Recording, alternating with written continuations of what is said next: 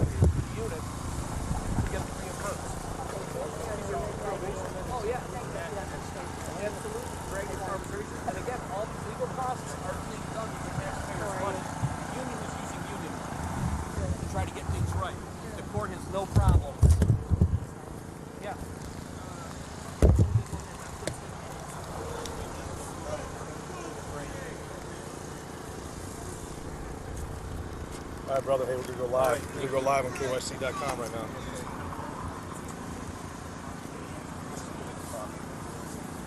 Yeah, that's fine. Fix this real quick.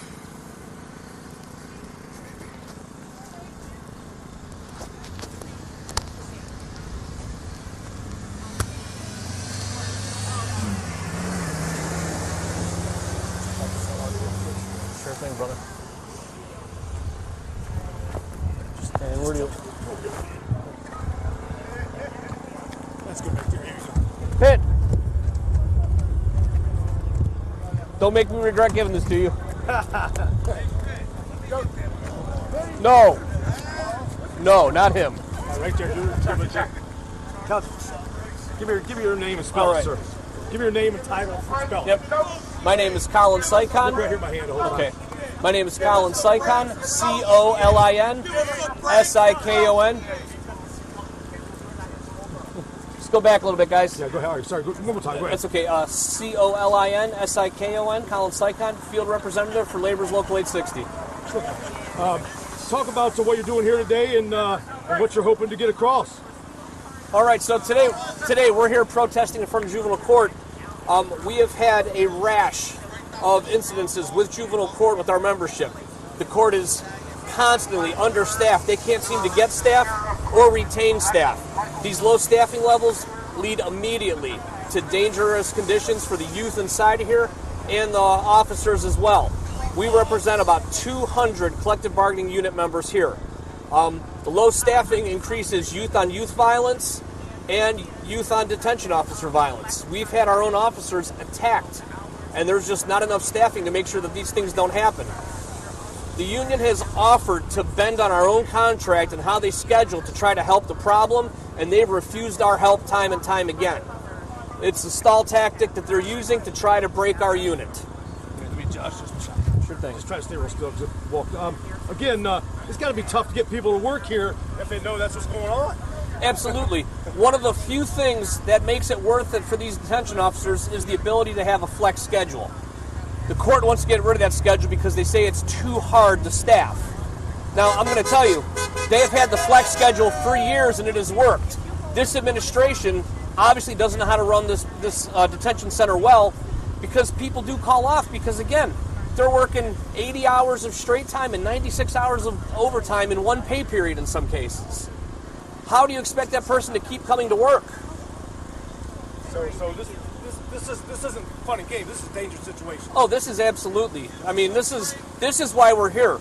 The court, as we have tried to work with them, but they insist on saying that they know what's best. They will not listen to the workers here, and we're trying to be the workers' voice.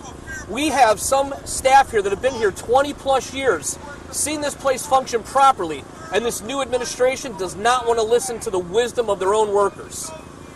Where do we go from here? I mean, is this something that is a give and take, or are we talking, or what are we doing now? Well, we're negotiating our contract, and like I said, our contract expired December 31st. Our members are continuing to work past their contract while we bargain in good faith. But during this good faith bargaining, we've had to tell the court about some of their own management violating the contract.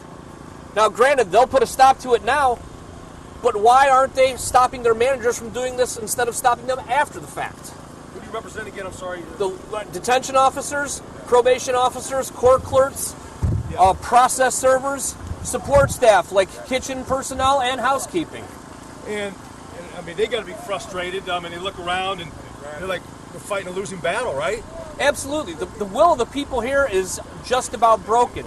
And we are trying to bring it to the light for the community to realize that, hey, if your kids end up here, it's a dangerous place. They're supposed to be taking kids out of dangerous situations instead of putting them in one. Now, does the judges have any say-so in this matter? The judges absolutely run this court, so I want to know if they're either on board or is the administration keeping all this from the judges? So you're in constant negotiations? Are you stalled, or how do we classify negotiations right now? Negotiations are constant. We relied to getting a mediator in, and we have made some traction. But there are some things where the court is just hell-bent on eroding our contract. And so right now, when they look out their windows, they see this. What do you want them to say or do? Well, I want them to act the right way towards their staff. Get this place well-staffed, organized, and get these people trained. They have been on and off, out of compliance with the Ohio Revised Code as far as keeping our people trained. Our people want the training. They're not providing it in a timely manner. So we're talking pay issues as well, or? Pay issues somewhat. They've had constant problems scheduling our people, paying them wrong for holidays. For years and years and years, they've been basically stealing money from our members because people supposedly don't understand how they're supposed to be paying out for holidays.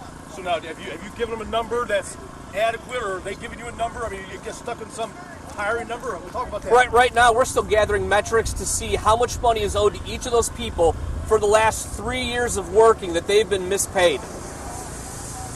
So, lastly, anything else you want to share that we haven't touched on that you want people to know that's listening and watching? Well, yeah, there are a lot of issues here, and unfortunately, what goes on here never sees the light of day.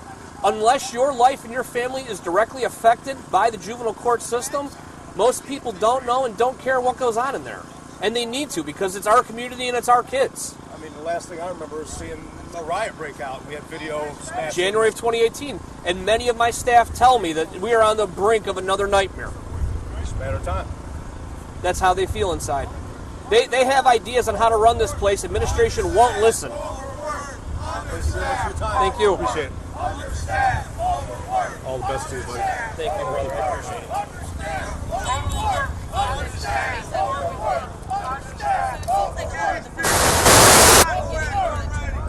Right. Well, the conditions have been used. I'm sorry? 5, I'm sorry. Okay. Understand, overwork, understand, overwork, understand, overwork, understand, overwork, understand, overwork, understand, overwork. Who are we? 860. Who are we? 860. Yes, we are. All right. Woo. Give them a break, negotiate. Give them a break, negotiate. Give them a break, negotiate. Give them a break, negotiate. Give them a break, negotiate. Give them a break, negotiate. Give them a break, negotiate. Give them a break, negotiate. Who are we? 860.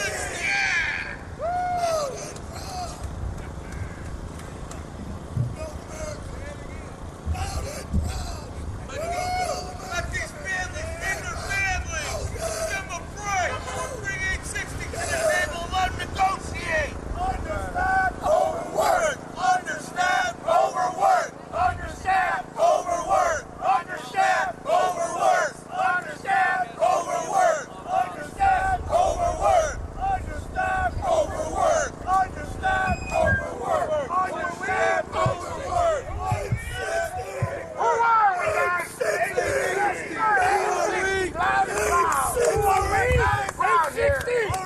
Who are we? 860. Who are we? 860. Who are we? 860. Who are we? 860. Who are we? 860. Who are we? 860. Who are we? 860. Who are we? 860. Who are we? 860. We got your back, 860. USA. I see that, man. Frank Philly. Philly, man. I'm proud, buddy. Hey, all right. 23 years. Oh, yeah. To the end.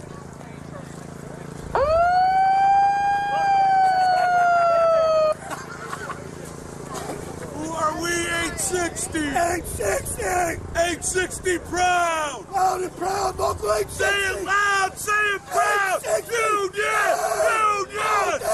860. 8 years without a contract is ridiculously too long. You're right. 8 years without a contract. She told me it was 8 years. No, it's not 8 years, not a contract. Public defenders over here. Yes. I'm in my office. We're using that too.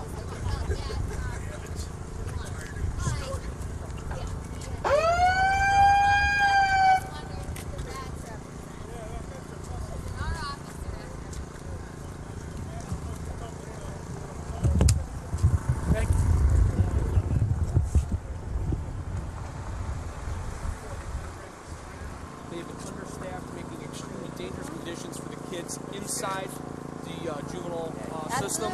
As well as, it's been on the news before, we have had our own staff attacked by the youth here. Yeah, And it's because of understaffed levels.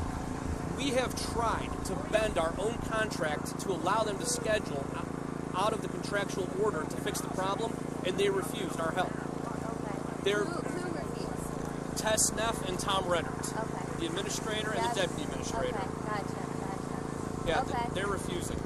The union is trying to help make this a Right. safe place for the kids and our own members. Administration swears they know what's best, and what bothers me about that is we have frontline staff who have been here 20 plus years, going back to Cedar Avenue and 22nd Street, and this administration feels that they know better than the 20 plus year veterans in this line of work.